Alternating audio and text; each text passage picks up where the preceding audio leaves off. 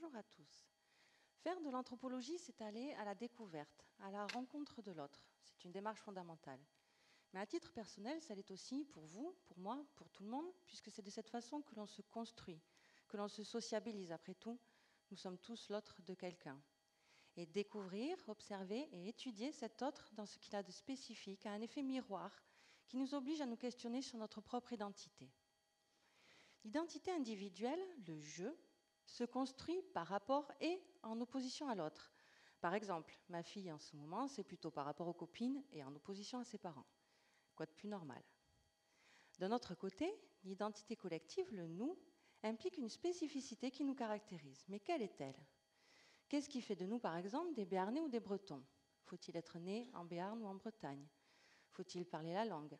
Suffit-il d'habiter la région? Les trois conditions sont-elles requises? Y en a-t-il d'autres? Assurément. Tout dépend de l'échelle à laquelle nous nous situons.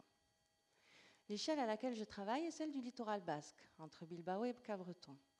Mon autre est la communauté des gens de mer que je découvre à travers l'étude de son patrimoine culturel. L'objectif de ma thèse est de déterminer si cette communauté spécifique est impliquée ou non, et sinon pourquoi, dans le processus de patrimonialisation par le biais des musées et des fêtes maritimes. Pour ce faire, je vais sur le terrain, visiter des musées, interroger de nombreux témoins et observer divers événements festifs. Alors vous pourriez penser le littoral, les musées, la fête, cool l'anthropologie, voire même qu'il y a un petit air de vacances. Eh bien, vous auriez raison sur un point. C'est cool l'anthropologie. Car si mon terrain d'étude est agréable, le sujet, lui, demeure plus complexe qu'il n'y paraît. D'abord, parce que le patrimoine culturel est vivant. Il est une construction en constante évolution qui dépend du choix de transmettre ou d'oublier. Et ce choix appartient à la communauté d'aujourd'hui, à vous, à moi, à eux, à nous tous. C'est ce dont je parlais plus tôt. Le processus de patrimonialisation, cette capacité à choisir ce qui est digne d'être transmis par la communauté qui détient le patrimoine. Ensuite, lorsqu'on étudie la fête, se dégage une multitude de notions que je n'ai pas le temps de détailler pour l'instant. On peut toutefois tenter de la réduire à quelques fonctions qu'elle remplit pour la communauté.